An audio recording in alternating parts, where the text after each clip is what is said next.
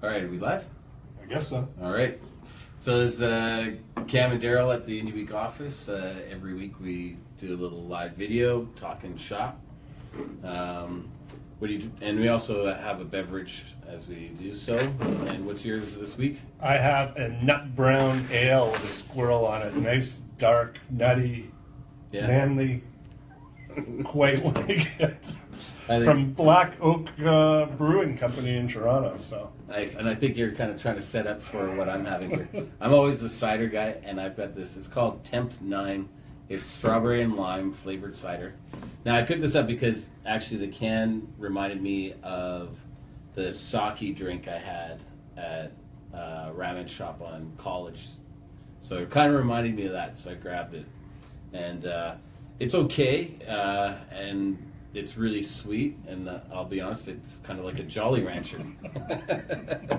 But, it is cider, and on a hot summer day, this would be good. I don't know if I'd have like more than one or two at a time, but not bad. But on a minus 15 day in February, yeah, maybe not apropos. We'll see. It is very small and pink.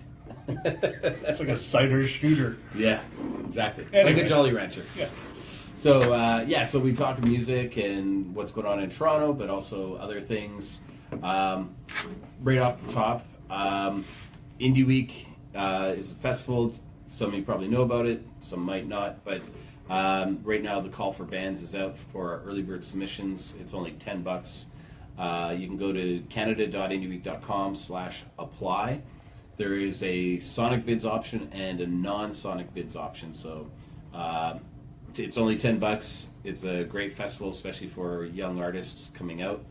A couple of the artists that have gone through that system, through our festival, are actually on tour or about to go on tour. And so quick shout outs to Dearly Beloved, who I've got a couple messages from Bobby and Rob the last couple of days. They're in Spain right now. And I think they've done Poland, I think Germany, and I think they're kind of doing the loop on the other end, so that will mean UK probably coming up. So shout out to Dearly Beloved. Sumo Psycho, they're going overseas in March. I think it's their 6th time, and they've been doing great over there. A couple of our favorite hip-hop artists, G-Life and Family Grind, they start their North American tour because I know G-Life's coming, or I know Family Grind's coming up to Toronto, right. In New Mexico tonight, so it's glad to see them playing together. I think that's really cool. Exactly. And a couple of other artists, Dylan Hennessy and Samara York, just announced like moments ago that they're going to be playing at the Horseshoe together, which is kind of cool. Samara actually was one of our finalists last year. That's right, yeah. And Dylan's always been a great supporter, and yeah, he's played Europe for us as well, and Dylan's one of our best alumni, I guess, if there's a way to say it. Yeah. Part of our team in a lot of ways. Yeah, he did the Manchester trip last year, and he had a great time. And, he waves the flag for us. He talks a lot about us. So shout out to Dylan. Yeah, and Samara. Yeah.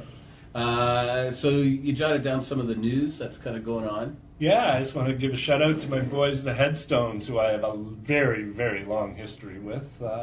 They just signed a record deal with Cadence Records, with Ian Taylor, who runs Cadence, who worked with me when I worked with the Headstones back in the day originally. Oh, yeah? At MCA. Ian was one of our sales guys, so I'm happy to see them back in the studio. Yeah. Brian Heatherman and I went out and saw them in the fall when they played the Phoenix in their annual show, and it's not the same 4 guys I signed. It's still Hugh and it's still Trent and stuff, but right. They've still got it. They're a 5-piece now, and they just kill it every time they're on stage. So I'm really happy for them that they're still making music. Well, I think there's a thing about like some of the bands that when they get a little older, like their reasons for doing it changes, and a little bit more experience and seasoned, and sometimes it's even better the second time around. Yeah. And I think the Headstones might be one of those bands where like they're firing on all cylinders and entertaining.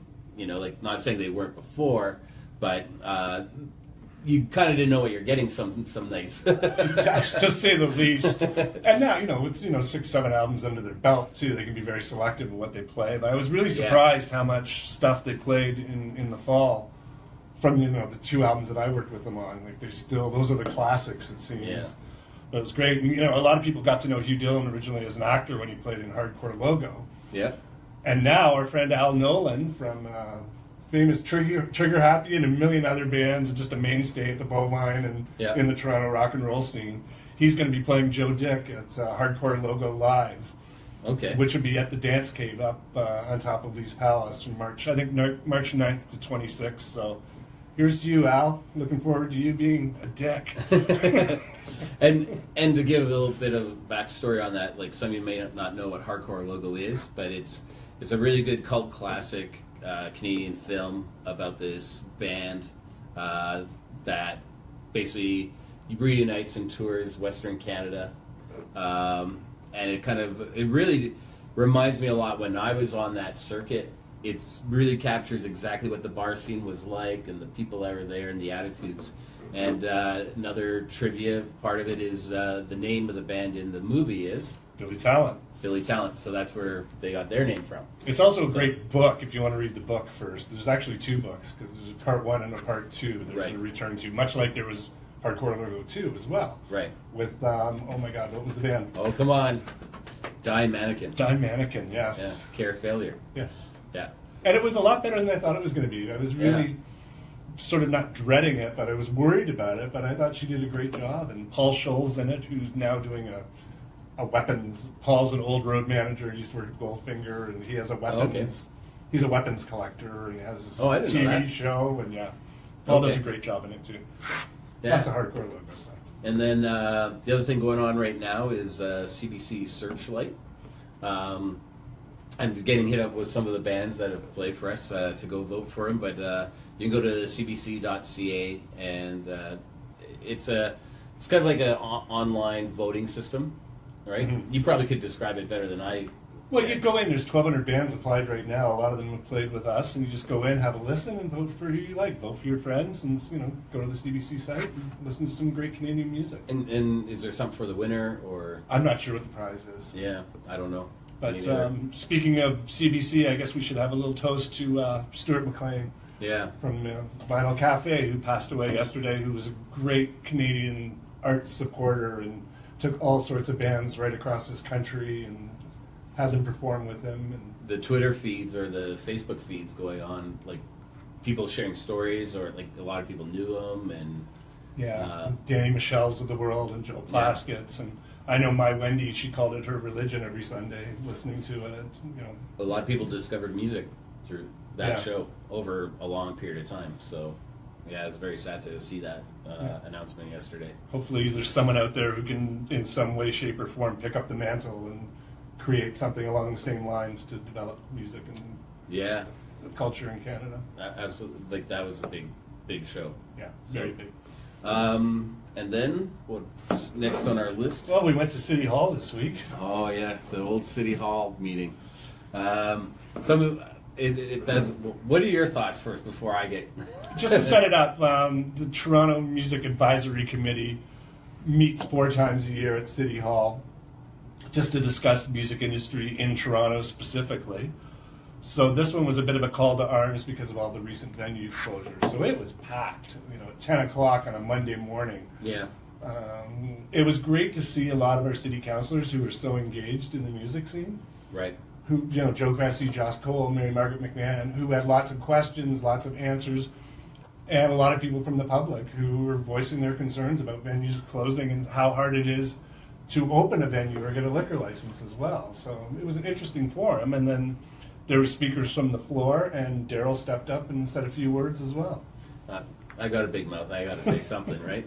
Well, what did you think about what was said and any? I love the idea that there is one that the public can partake in. If you just can't bitch on Facebook and Twitter all the time. If you've got something to say, go to the right forum and say it in front of the right people and engage. Just engage and get your point across and see what happens. Right. I find, I don't know, it was an interesting morning, for one. There seemed to be still a bit of disconnect. And I think to just sort of explain the scenario, it's like there's a music advisory board, which is made up of members of the music industry, and they're there just to give advice. Like, they have no impact. They can't really vote. They're the voice of the streets. Yeah, or like the music industry, Yeah. right? And so, and then on the other side, it's all the counselors Yeah. who would take that info and then go back and, you know, talk about it and see if anything might happen, and they'd be the ones voting or at least passing it on to higher up. So there's a huge political process, and I think some of the public don't realize that part of it. Like, I think the perception is a lot of people think this music advisory board can change things and should change things. It's just they're there to give advice. It's advice. That's it, right? And so I think some comments are sort of misdirected, or they just Don't know the process. don't know the process, and things can't change overnight, you know. And kind of like putting blame on some people, and you know, they're just there to help, really. And that was a forum to listen to people come up. Like, anybody could sign up and have 5 minutes to give their spiel on anything, really. And get it on the Yeah. record in the city. You know, Yeah, it's like there. The Matador. Yes. You know? The Matador is having some issues trying to get open right now, and Right. there's some pushback from the local neighborhoods, because the Matador is an interesting physical space where it's really on a street, Right. but it has a long history in Toronto. A lot of it is a speakeasy. Yeah. A booze can, but And like I guess the reason why I bring it up is just like there's a lot of discussion on that. yeah. When I think the topic was originally kind of meant to be like places closing, like there's venues that are closing. Silver Dollar is sort of like the one that is in the news. Was it the Wild Oak? Is another one. Yeah. Soy was brought up Bomb. a few times. And yeah, and so there was a big voice from the artist side of things. Like, there was a lot of artists, a lot of independent promoters voicing opinions, and I feel, and I get it, where like that's just really coming from a passion side of things. Like, they're really passionate about what they're doing, and rightfully so. Like, that's where art comes from, and that's where culture comes from. But I think a lot of the disconnect is like everything is a business, and I think unfortunately Toronto, like, rental fees are like really sky high right now. Taxes are really tough right now. So a lot of the venues are like, we have to make a buck or we can't last, we can't survive, and so there's an interesting discussion, you know. I think there's a long way to go, and I think that Toronto has a vibrant scene, but it needs to be organized. Like, you know, I think artists need to go out to venues and support them and support other bands, and like promoters need to go out as well and discover great talent. I don't know if they're kind of like have a pool of people they work with, and it doesn't grow much more than that at times. But it'll be interesting to sort of see, you know. Yeah, we did a quick interview with CP24 on site as well, and sort of Right. mentioned the fact that, you know, venues are closing, but people need to go out to the venues and support the bands, and the bands have to work together, getting Yeah. people out to keep the bars alive so they have somewhere to play. Yeah. It's not up to the city to save a bar because it was poorly run and they couldn't make ends meet. That's right. It's up to the bands to bring people out and work together and Yeah, and I think that there's a lot online. Like, there's so many comments, and it's kind of turning into a bitch session. yeah. And I think it's like, to really get things going is just stop bitching and actually look for a solution. You know, like, we could complain, but that doesn't change things. You got to actually come up with an idea or a program or a plan and act on it and actually change it. Yeah, like You know? Spencer from Nocturne had a plan Yep. that he laid out, you know, of things he would like the city to do. At that point, he's on the advisory committee, Yeah. but it's just a plan, but he presented it. It was well thought out, and that's what you have to do. That's and, right. And if you want a voice, the next meeting is June 5th. Go to toronto.ca. Just Google, you know, music advisory. It's at 3 o'clock this time. Oh, is it? And be part of it and ask to speak if you have Right. an issue that, is it postering? Is it noise? Is it late night licenses? Whatever. Loading in and out without a ticket. Exactly. Or 'cause getting now towed. now you have to pay till midnight on Queen Street West. So. Yeah.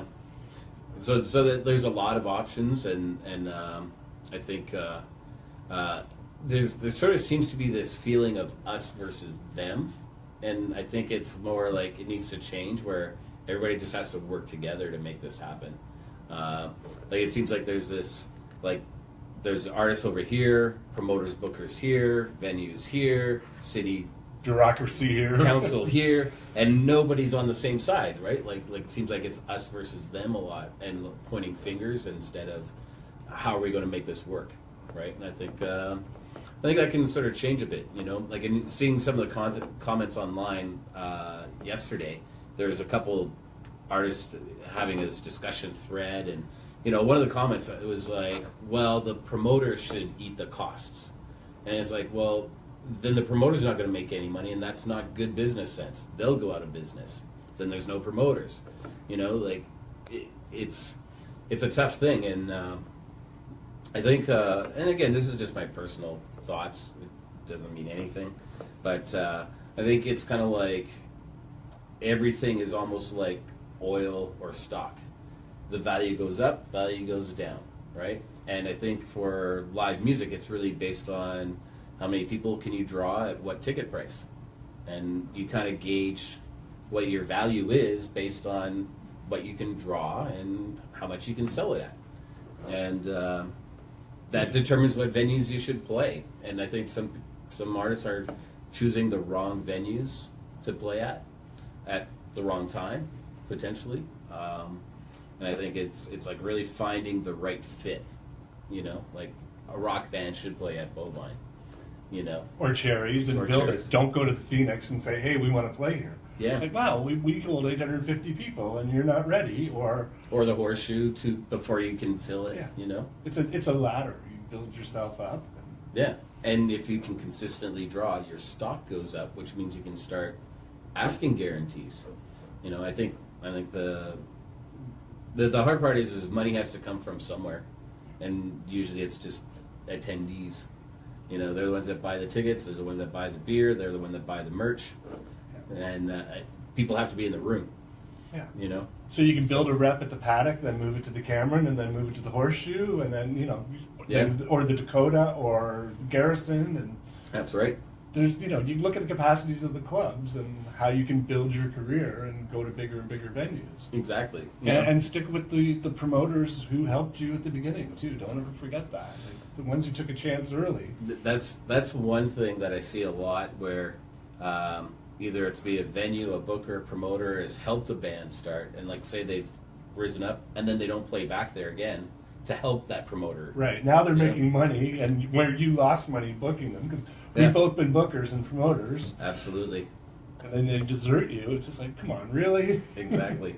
Or a manager gets involved, and then an agent, and then it's... Then you get to that level as a manager, and they fire you anyway. So the grass is always greener. You mentioned the Paddock, and you actually told me a little sort of fact about the Paddock that I wasn't aware of.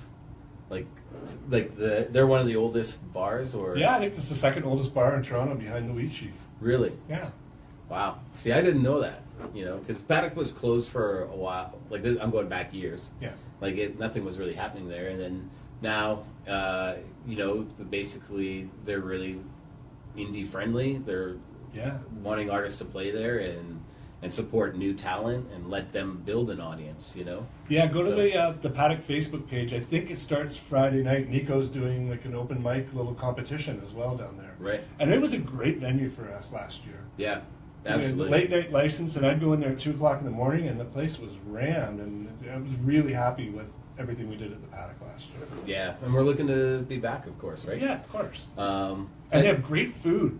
At 2 o'clock in the morning. Yeah. They have a great kitchen, and they were like cranking out the food till like 3 a.m. So that's cool. Yeah. Food is always good late night. At that time of night, yes. And the other thing too that was brought up a couple times during the city hall meeting, and there's somebody that I don't know, but like he's saying like he's got a venue and it's packed all the time, or like just to say that it's not all doom and gloom. There are positives that are going on in the city.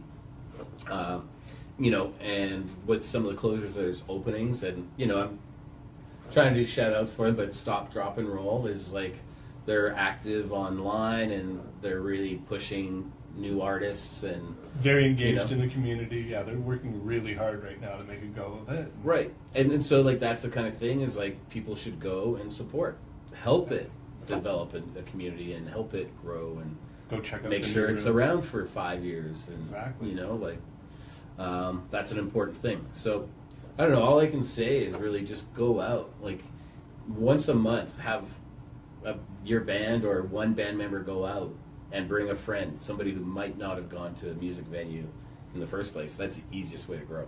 Yeah. You know? And buy a beer or buy a water or whatever. Put some money. Don't just stand there and watch the band, even if you're drinking water or pop. Go to the bar, go see Teddy or whoever's there, order Yeah. something so there's some revenue for the club, especially if there's no cover charge. So Right, absolutely, especially if there's no cover charge, right? And maybe buy merch, you know, Buy merch. helps the bands out. That's usually how they make their money these days. yeah. Not so much anywhere else, you know. And if there is a cover charge, just know they're splitting it 4 ways if there's 4 bands and there's 4 or 5 people in the band, and Yeah, it's it doesn't pay for gas or parking. they get $12 by the end of the night, you know. And you know, this is our culture. This is like the city. If we want to be an international music city, we got to support it, you know.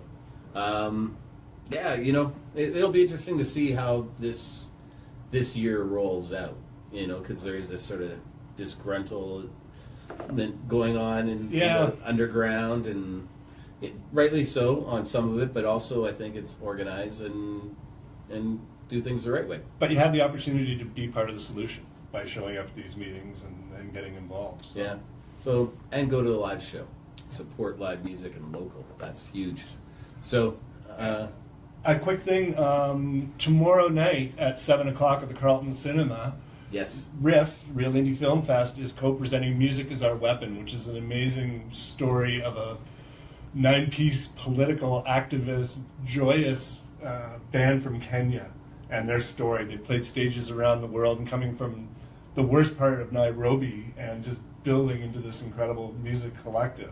That's right. We're presenting that film tomorrow at 7 at the 17th Annual Toronto Black Film Festival, which has started last night, their opening night gala. That's right. And you know, we're proud to be part of it. You know, like any way we can support certain initiatives and whatnot. Like I think that's also important to, you know, help push culture in the city and growth. And I'm looking forward to it. You know. Yeah, tomorrow night at the Carlton at 7 o'clock. I think it's only $10, so it's very cheap. And one of our alumni films, speaking of alumni bands, from the Real Indie Film Fest, who we've had twice. We had a preview, then we had the full length. This year was Hired Gun, which is playing at the Noise Pop Festival in San Francisco tonight. So any of my Paul Myers, if you're out there and you're in San Francisco, go see Hired Gun. Yeah, and you know, I think you know, let's see how this all rolls out over the next few months. A couple things on the radar is CMW is going to be around the corner real quick. Yeah, lots of a lot of our friends are playing at CMW. Yeah, a lot of bands that played Indie Week are there, and you know, we support CMW. I think it's a great festival and conference.